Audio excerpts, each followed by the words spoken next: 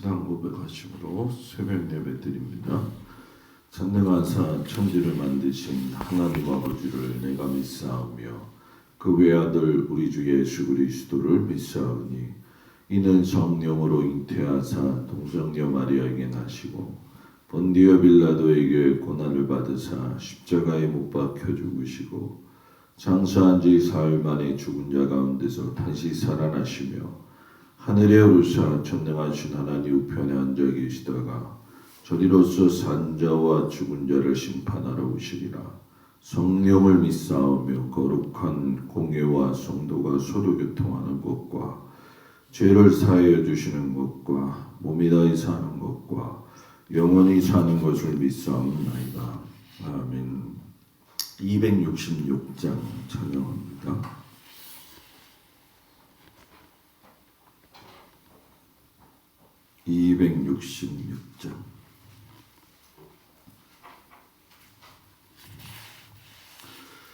주의 피로 이룬 샘물 참 깊고 넓도다.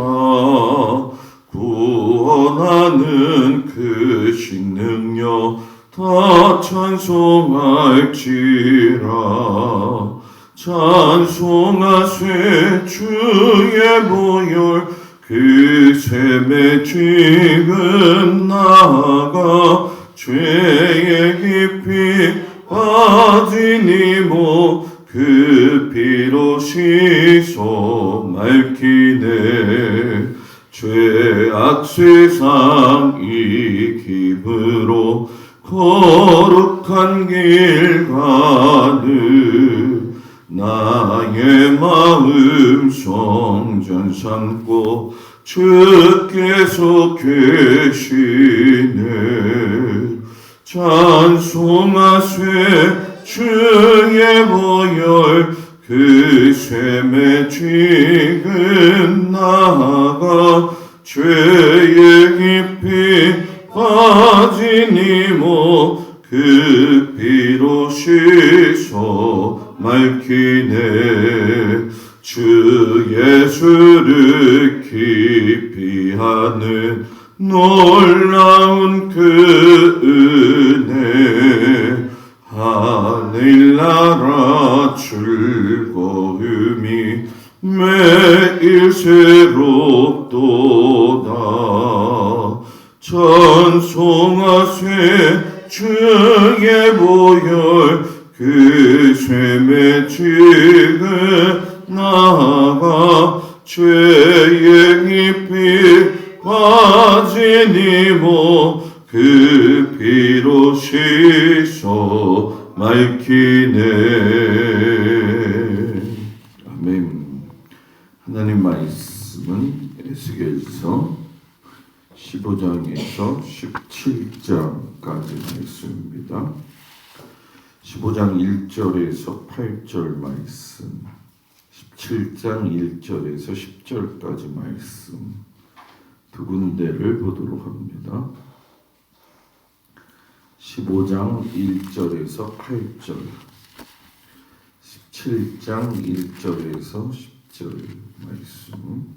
먼저 15장 1절에서 8절까지 말씀을 다 같이 봉독합니다. 여호와의 말씀이 내게 임하여 이르시되 인자야 포도나무가 모든 나무보다 나은 것이 무엇이랴. 숲속의 여러 나무 가운데 있는 그 포도나무 가지가 나은 것이 무엇이랴.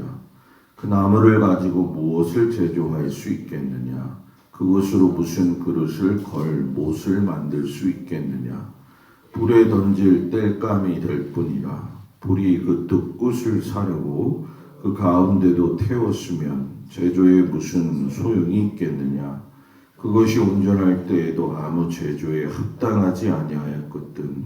하물며 불에 살라지고 탄 후에 어찌 제조에 합당하겠느냐. 그러므로 주 여호와께서 이같이 말씀하셨느니라. 내가 숲을 가운데 있는 포도나무를 불에 던질 땔감이 되게 한 것 같이 내가 예루살렘 주민도 그같이 할지라. 내가 그들을 대적한즉 그들이 그 불에서 나와도 불이 그들을 사르리니 내가 그들을 대적할 때에 내가 여호와인 줄 너희가 알리라. 내가 그 땅을 황폐하게 하리니 이는 그들이 범법함이니라. 나 주 여호와의 말이니라 하시니라. 17장 1절부터 10절 말씀입니다. 여호와의 말씀이 내게 임하여 이르시되 인자야 너는 이스라엘 족속에게 수수께끼와 비유를 말하라. 여호와께서 이같이 말씀하여 이르시되 색깔이 화려하고 날개가 크고 깃이 길고 털이 숱한 큰 독수리가 레바논에 이르러 백향목 높은 가지를 꺾되 그 연한 가지 끝을 꺾어가지고 장사하는 땅에 이르러 상인의 성읍에 두고 또 그 땅의 종자를 꺾어 옥토에 심되 수양버들 가지처럼 큰 물가에 심더니 그것이 자라며 펴져서 높지 아니한 포도나무 곧 굵은 가지와 가는 가지가 난 포도나무가 되어 그 가지는 독수리를 향하였고 그 뿌리는 독수리 아래에 있었더라.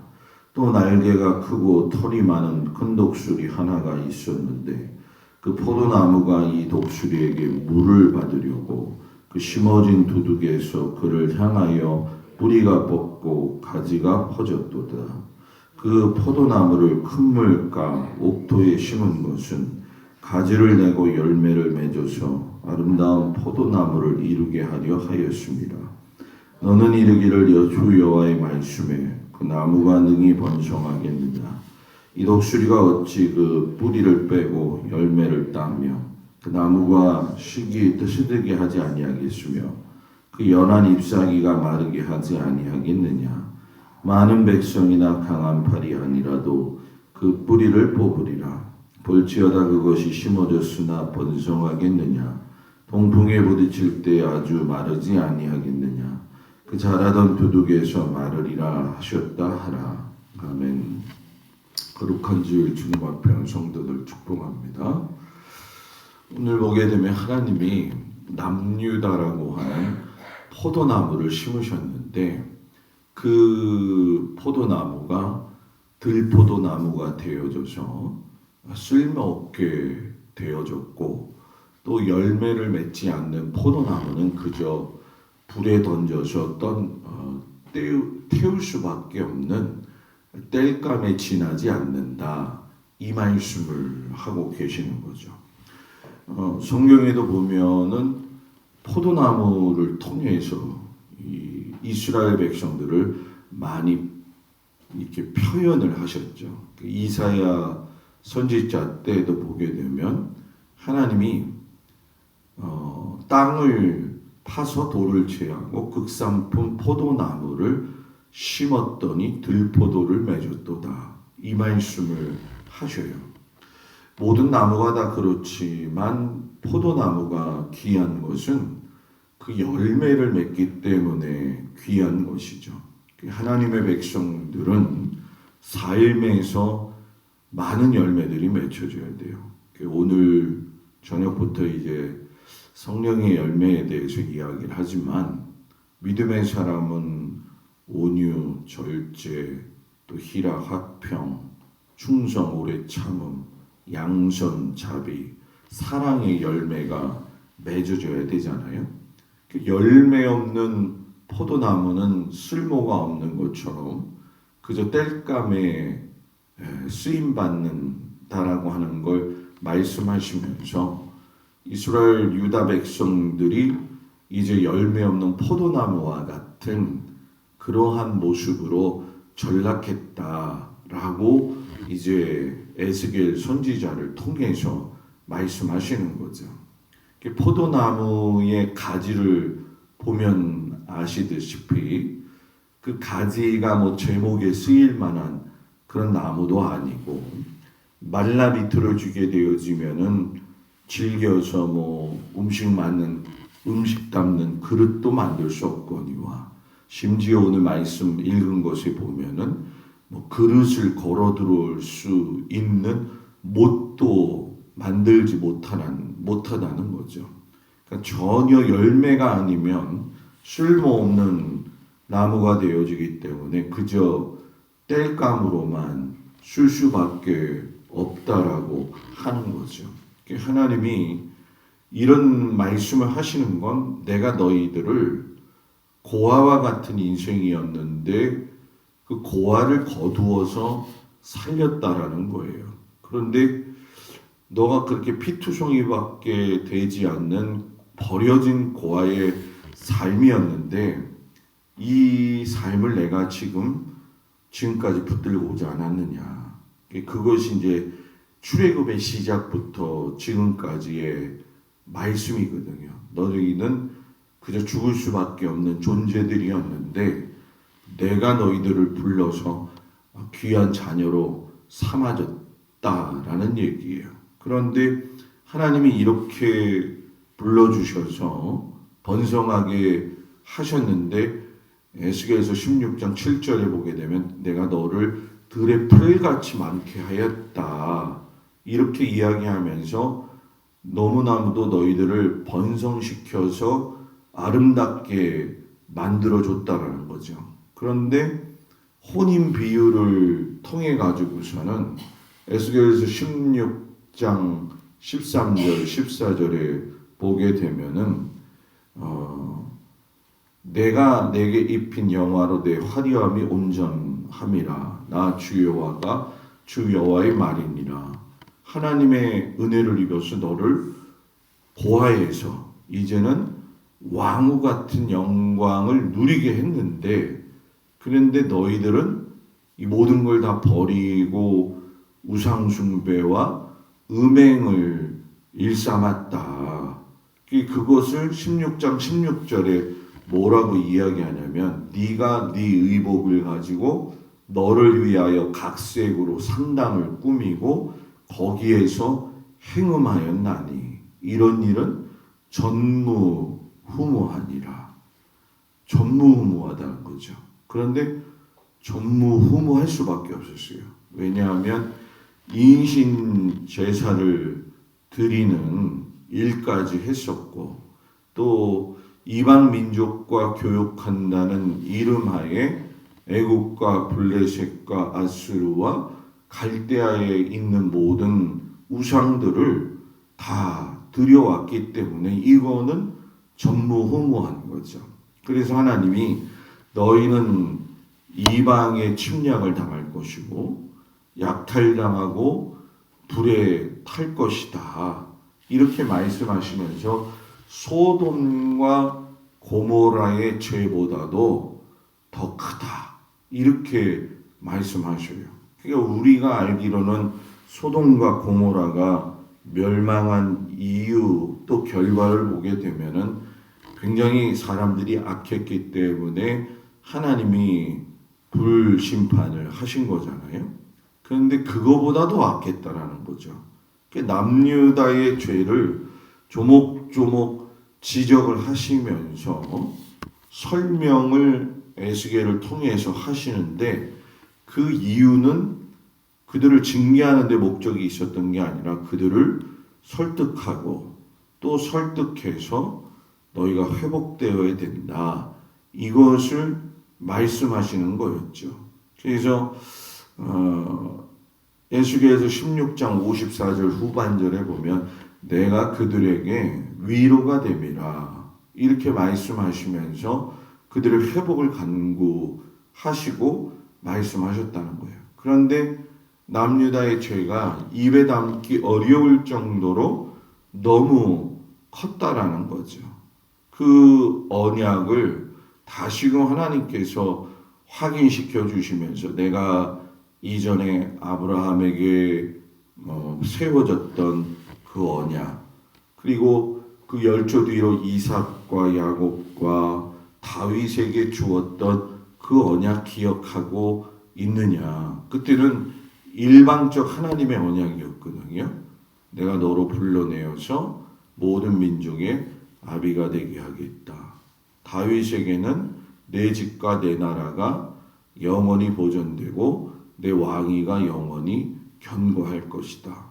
그리고 나서 시내산에서는 하나님이 모세에게 쌍무 언약을 하셨죠. 너희가 내 말을 잘 듣고 내 언약을 지키면 너희는 민족 중에 내 소유가 되겠고 그러시면서 거룩한 백성이 될 거야. 그런데 그렇게 살지 않으면 레위기 26장의 말씀처럼 흉년 올 거야, 수탈당할 거야, 포로될 거야. 이렇게 이야기를 하셨어요. 그래서 그 말씀대로 그대로 지금 이루어진 것이죠. 그러면서 예레미야하고 에스겔에게 다시 새 언약을 예고하시는데 그 언약이 선포되어진 것이 완성되어진 건 예수님이 잡히시던 그날 밤에 주셨던 말씀이죠. 이자는 내 피로 세우는 새 언약이니 곧 너희를 위하여 붙는 것이라. 그러니까 모든 구약의 내용은 예수님에게서 완성이 되어져요. 그 예수님이 가진 의미가 그냥 단순한 것이 아니란 거죠. 모든 성경의 이야기, 모든 세계의 역사는 예수로 마무리되어진다라는 거죠. 그러니까 우리는 벌써 그 시대를 지나서 다시 오실 예수님에게 초점을 맞추고 사는 사람들이에요. 예수님이 이 땅에 오실 거야. 처음으로. 이게 아니라 그 오셨던 예수님이 하나님 나라에 가셨고 그 예수님이 이제 우리에게 다시 오실 예수님이야. 굉장히 의미가 커진 것이고 우리에게 이 성령을 주심은 이 성경에 나와 있는 그 사건을 통해서 예수님을 어떻게 맞이할 것이냐 이것을 우리에게 말씀하시는 거죠. 그러니까 성경을 그냥 하나의 책으로 읽는 게 아니라 성경은 하나님의 말씀으로서 예수님을 준비하도록 우리에게 주신 말씀이 되어지는 거예요. 그러니까 이 말씀은 땅에 떨어지지 않는 것이고 이 말씀은 우리가 곁길로 가다가도 원상태로 돌아오게 하시는 귀중한 말씀이 되어지는 거죠. 그러니까 아주 단순한 말씀이 아니라는 얘기죠. 읽기에는 단순할 수도 있고 어느 부분에서는 어려움을 느낄 수도 있지만 우리가 하나님의 말씀을 가까이 두어야 될 그것은 우린 시대를 이미 많이 거슬러 올라가서 하나님의 그 새 언약 가운데서 사는 사람들이기 때문에 예수 안에 사는 것이 생명줄이고 예수 안에 사는 것이 진짜 사는 길이라는 거죠. 그러니까 말씀을 잃어버리고 말씀을 마음판에 새기지 않고 산다는 건 내가 임의적으로 하나님 떠났다라는 얘기가 되는 거예요. 결국은. 아이 목사님 난 그래도 교회 나오는데요. 그게 아니라는 거죠.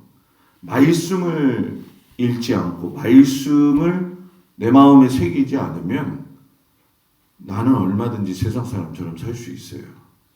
말씀을 읽어도 그렇게 살잖아요. 우리는 연약한 인간이기 때문에. 그죠? 그러니 주신 말씀을 누차에 걸쳐서 씹어 먹어야 된다. 새겨야 된다. 그 의미가 단순하게 들려지는 것이 아니라 말씀은 생명이구나. 말씀을 놓쳐버리면 사람이 인생에서 모든 걸 다 놓쳐버리는구나. 이걸 절실하게 알아야 된다는 거예요. 이 사람이 인지가 짐승들보다 다르지 않아요. 알고 있는데도 안 하는 게 사람의 특성이거든요. 그러니까 얼마나 중요하겠냐는 거죠. 하나님이 오늘 17장에 읽은 말씀에서 이런 상황 속에서 내가 너희들에게 언약을 주고 말씀을 줬는데 이제 에스겔이 비유를 말씀하시는 거죠. 두 마리의 독수리를 이야기하는데 하나 위에 레바논에 있는 큰 독수리는 바벨론을 이야기하는 거죠. 결국 너희가 바벨론에 의해서 포로로 끌려가서 그래서 성경에 나와 있는 것처럼 뭐 시드기야 왕도 지배하에 들어가고 두 눈이 뽑혀서 죽게 되어지는 그런 어려움. 왜 그렇느냐?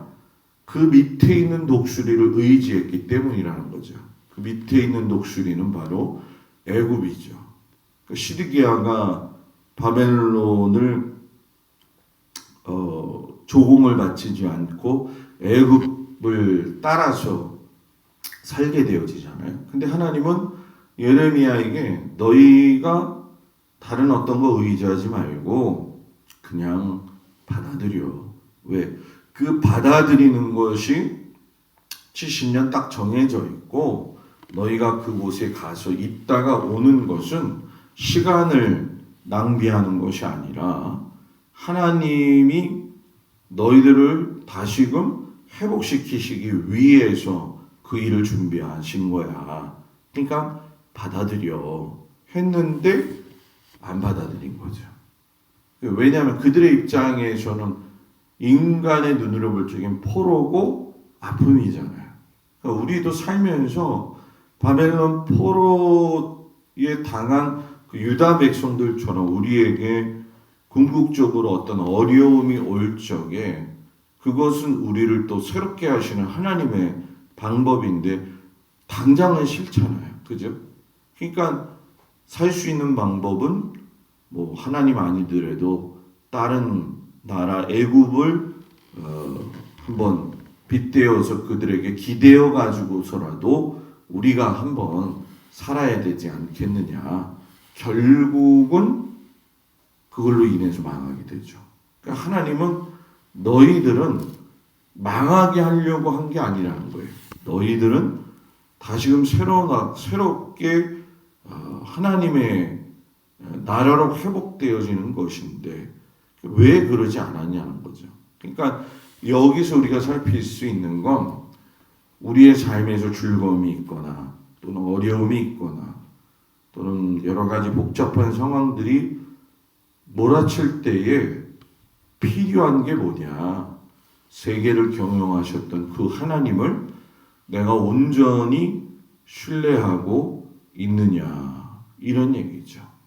우리는 때로 바벨론 제국이나 애국 같은 강국들을 의지하기도 하고 두려워하기도 하고 하지만 하나님은 그러지 말라는 거죠. 그냥 내 말을 믿고 따라와라. 내 말을 없인 여기지 말아라.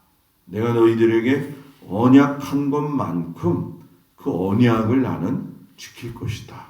그래서 1500년의 결론과 400년 이후의 시간이 흐르고 나서 예수님을 이 땅에 보내주셔서 내가 너한테 약속한 거 이렇게 이루지 않았느냐. 우리 성도의 삶은 언약을 이루시는 하나님에 대한 늘 소망, 늘 기대감을 가지고 살아야 되는 거예요. 그게 우리의 아름다운 모습이죠. 하나님은 언약을 이루어 주시는 분이다.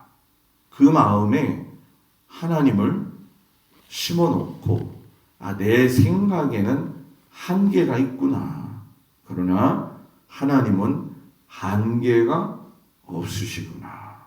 이것을 선포하면서 하나님의 말씀에 붙들린 바 되어지고 순종하는 우리 귀한 성도들이 되어지길 주의 이름으로 축복을 드립니다. 기도합니다. 은혜로우신 아버지 하나님, 하나님이 말씀하신 것을 경홀히 듣지 않게 하시고 그 말씀 안에서 늘 새로워지는 은혜가 있도록 함께 해주시기를 간절히 원합니다. 늘 우리의 마음에 하나님의 경영 안에 순종할 수 있는 믿음의 백성이 되게 하시옵소서. 바쳐진 예물 위에 하나님 축복하시고 응답하시며 또 우리들의 삶에 오늘 거룩한 주일 모든 성도들이 하나님의 성전으로 찾아올 때에 하나님께서 그들에게 평안과 위로와 또 주님이 주시는 그 말씀 안에서 생명을 얻고 살아갈 수 있는 오늘 하루가 되어지도록 주님이 인도하시고 태풍이 몰아오치는 그 순간 속에서도 하나님 아버지 앞에 간구하오니 주여 주님의 도우심으로 위기 가운데서 잘 인도함 받게 하시옵소서. 하나님이 모든 성도들에게 오늘도 크신 은혜와 사랑으로 또 그 일터와 환경에도 자녀들 위에도 함께하여 주시기를 간절히 예수님의 이름으로 기도드렸습니다. 아멘. 하늘에 계신 우리 아버지여, 이름이 거룩히 여김을 받으시오며 나라의 마옵시며 뜻이 하늘에서 이루어진 것 같이 땅에서도 이루어지이다. 오늘날 우리에게 일용할 양식을 주옵시고 우리가 우리에게 죄 지은 자를 사하여 준 것 같이 우리 죄를 사하여 주옵시고 우리를 시험에 들지 말게 하옵시며 다만 악에서 구하옵소서. 이 나라와 권세와 영광이 아버지께 영원히 있사옵나이다. 아멘.